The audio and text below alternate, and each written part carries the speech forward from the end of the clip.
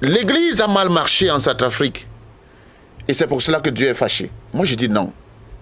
Ce n'est pas l'église qui a poussé, c'est pas Christ qui a poussé, qui a demandé aux gens de commencer à pratiquer le vaudou.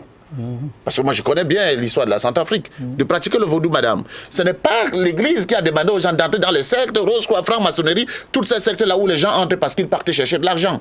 Selon vous, le vaudou est entré en Centrafrique à l'époque de quel dirigeant? Madame, je ne suis pas un politicien. Parlez-moi de l'éclésiologie. Je ne suis pas politicien. Les politiciens sont des humains. On doit leur prêcher d'abandonner la mauvaise voie et de prendre la voie de Dieu. Vous n'allez pas me convaincre aujourd'hui d'abandonner ce que Dieu m'a créé et m'a envoyé sur terre pour le faire d'abord pour mon peuple et pour l'Afrique. Je ne peux pas le faire. Faites-le d'abord pour ceux qui sont là à côté de vous. Écoutez-moi, parce que si vous parlez de vaudou, vaudou est entré en Centrafrique à partir de Patassé. Mais là, je vais déjà vous dire que le fondement de la Centrafrique, c'était d'abord le président Boganda, qui était le président fondateur. Il est déjà dans la franc-maçonnerie.